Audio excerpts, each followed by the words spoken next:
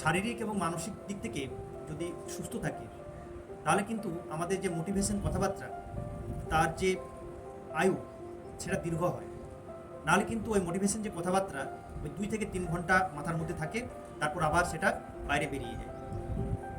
তো সেই কারণে আমাদের যে স্টুডেন্ট এখনকার যে ছাত্রছাত্রীদেরকে যোগার মাধ্যমে, শরীরচর্চার মাধ্যমে আগে তাদেরকে সুস্থ সুন্দর করতে হবে শারীরিক এবং মানসিক দিক থেকে।